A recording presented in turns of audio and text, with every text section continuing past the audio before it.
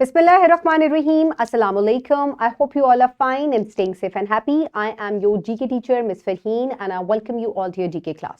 My dear students, as you know that we are on unit number 9 and the name of our unit is Respecting Others and Appreciating Their Diversity.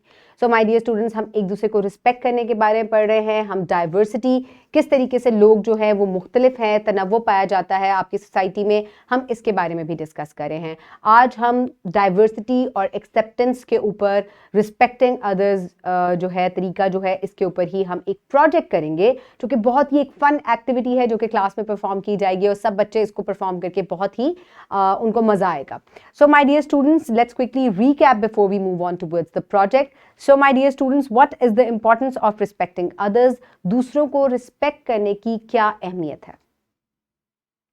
This is how you can make your society a peaceful and a better living place. Very good. Okay, my dear students. So in today's lecture, हम क्योंकि एक project कर रहे हैं, so इस project से आप क्या-क्या कुछ सीखेंगे? Let's have a look. So the students will be able to understand that it is necessary to show respect for others' needs and trust opinions and feelings. So my dear students, दूसरों के interest, opinions को आपको respect करना चाहिए और क्यों respect करना चाहिए, इससे क्या फ़ायदा होता है, ये भी हम सीखेंगे एक एक्टिविटी के through. So my dear students, the pre-reading question, so quickly tell me, why should we wait for our turn? So this will save our time, make the society peaceful, you can avoid any fight. So these are the benefits of waiting for your turn.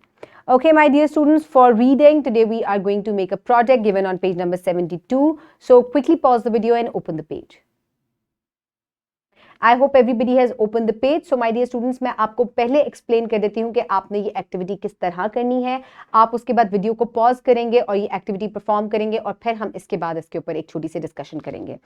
So सबसे पहले arrange an activity in the class. Teacher ये activity अपनी मौजूदगी में करवाएंगी. Collect the notebooks of all the students and place them on a table. So my dear students, teachers, आपने बच्चों से कहना है कि वो अपनी notebooks निकालें बैग से. को जिस भी सब्जेक्ट की, फॉर एग्जांपल एसएस जीके की आप नोटबुक्स निकलवा लें और एक बच्चे से मॉनिटर से कहें कि तमाम बच्चों से उनकी नोटबुक्स को कलेक्ट कर लें. So ask the students to collect them one by one. So one by one इनको कलेक्ट किया जाएगा. Monitor their behaviour and remind them of the importance of taking turn if there necessary. So आप इस activity के लिए क्या करेंगे कि आप मॉनिटर को अलाउ नहीं करें. आपने बस बच्चों से ये कहना है कि टेबल पे मुझे कॉपीज चाहिए. तो आप मॉनिटर करें कि बच्चे किस तरीके से कॉपी रखते हैं. क्या वो वेट करेंगे अपनी टर्न का, या सब बच्चे दौड़ के आएंगे और जो है वो जल्दी से कॉपीज जो है वो आपके टेबल पे रख देंगे. तो आपने बच्चों के बिहेवियर को मॉनिटर करना है. आप बच्चों को कुछ मत कहें, सिर्फ ऑब्जर्व करें कि बच्चे किस तरीके से अपनी कॉपी आपके टेबल पे रखेंगे. After that, now welcome students for discussion. Ask them to discuss what they have learned from this activity. जब once the students have placed the copies on the table, इसके बाद टीचर जो है वो बच्चों से डिस्कस करेंगी कि क्या उनका बिहेवियर था. अगर उनका बिहेवियर करेक्ट था तो आप उनको बताएं कि किस तरीके से काम बहुत जल्दी हो गया. If the behaviour was not correct तो उनको कैसा बिहेवियर करना चाहिए और क्या नुकसानात हुए इसके, इस पे हम बात करेंगे. So quickly pause the video and start the activity. I hope everybody सारी कॉपीज जो है वो टीचर की टेबल पे आ चुकी हैं और देखते हैं कि आपका क्या तरीका था. क्या बच्चों ने इस तरीके से कॉपी रखी? One by one they came and put the copies on the table. क्या एक एक बच्चा करके लाइन बनाकर आए और उन्होंने कॉपीज टेबल पे रखी, या सब एकदम दौड़ के गए और मैंने पहले कॉपी रखी है, नहीं मैं रखूंगा पहले, no I will come, I came first and I will drop the copy here first. So what was the behaviour? मुझे पता है कि तमाम बच्चे प्रीवियस लेक्चर्स से बहुत कुछ सीख चुके हैं और सब बच्चों ने लाइन बना के कॉपी रखी होगी. इसका क्या फायदा हुआ? एक तो किसी को तकलीफ नहीं हुई, कोई झगड़ा नहीं हुआ, क्लास में कोई मेस नहीं हुआ, शोर नहीं हुआ, और इसके अलावा आप लोगों के अंदर पेशेंस पैदा हुआ. ठीक है, मेरा दोस्त पहले कॉपी रख सकता है, दैट्स ओके, कोई प्रॉब्लम नहीं है. तो अगर इस तरीके से आप कितार बंदी या क्यू फॉर्मेशन जो है, लाइन फॉर्मेशन को फॉलो करेंगे and you will wait for your turn, आपका क्लासरूम जो है कितना पीसफुल हो गया, काम कितनी आसानी से मुकम्मल हो गया. आपको फिल वक्त लगता है, थोड़ी देर के लिए ऐसा लगता है कि शायद काम में डिले हो जाएगा, but this does not happen. Delay नहीं होता. हमेशा अपनी बारी का इंतज़ार करने से आपका काम जल्दी ख़त्म होता है और हर इंसान को इक्वल अपॉर्चुनिटी मिलती है अपना काम मुकम्मल करने के लिए। So my dear students, I hope कि आपने इसी तरीकों को अपनाया होगा और आपने अपनी कॉपीज़ जो है वो उठाई होंगी। So always form a queue inside the class, outside the class, wherever it is necessary. So इसी के ऊपर एक एक्टिविटी शीट है, वर्कशीट है जो कि बच्चों को प्रोवाइड की जाएगी आफ्टर द प्रोजेक्ट, ताकि बच्चे जो है अच्छी तरीके से जहन नशीन कर लें कि कहाँ कहाँ उनको अपनी बारी का इंतजार करना चाहिए। सो माय डियर स्टूडेंट्स, पहले हम एवेल्युएशन करते हैं। ओरल क्वेश्चंस हैं, इनके आपने आंसर करने हैं। What are the benefits of waiting for our turn? So अपनी बारी का इंतजार करने से क्या होगा?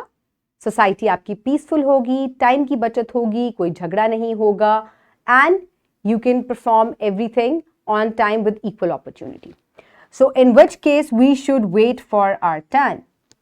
When we are giving copies to our teacher, when we are entering in the class, when we are playing on a swing, आप वहाँ भी line formation करके अपनी weight का turn कर सकते हैं। When you are inside a canteen, when you are at a ticketing counter, when you are inside a shop waiting for to pay the bill, आप इन तमाम मौक़ों पर line formation जो है उसको follow कर सकते हैं and wait for your turn. Okay, my dear students, for practice, you can download this worksheet from the description box below this video, or you can get it in print from your teacher. So, my dear students, write down your name and the roll number. यहाँ आपके पास options ये हैं कि कुछ sentences आपको दिए गए हैं, आपने बताना है कि किस मौके पे you will wait for your turn and on which at which time you will not wait for your turn. So, when someone is talking, you will wait for your turn. When there is rush on canteen, you will wait for your turn. When we have to collect notebooks from the teacher's table, you will wait for your turn. When we have to enter in the bus, you will wait for your turn. When no one is talking, जब कोई बात नहीं कर रहा, so अब इंतजार करने की जरूरत नहीं है, आप अपनी बात जो है वो कर सकते हैं. So you should not wait in this time.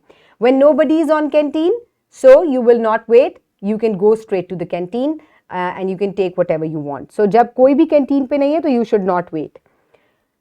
When we enter in the classroom, you will wait. When we are in playground, you will wait for your turn. When we are going out of the school, again you will wait for your turn. So my dear students, जहाँ भी बहुत सारे लोग इकट्ठे हो जाते हैं, वहाँ आपको अपने बारी का इंतजार जो है वो करना चाहिए. For homework, you will do question number 3 given on page number 73, and at homework you will practice for waiting for turn in playground with your friends. So my dear students, इसी project को आप playground में भी practice कर सकते हैं whenever you are playing on a slide, on a swing. So आप अपनी बारी का किस तरह इंतज़ार करेंगे, आपको उसको बेहतर तरीके से perform करना है और इसको practice करें, इससे आपके दोस्त भी बहुत कुछ सीखेंगे. So my dear students, आज के lecture में हमने आप एक और काम भी करेंगे homework में, that is the picture reading. How should we behave in the following situations? So आप जब आपकी grandmother को अगर खांसी आ जाती है and you are watching the TV, तो आप क्या करेंगे? You will keep on watching the TV? No, आपको जाना चाहिए और इनको पानी देना चाहिए. So here the some boys are playing और इस बच्चे को ये अपने साथ नहीं खिला रहे. So what will we do now? You must accept that boy also and you must all play together. So you will do it at your home.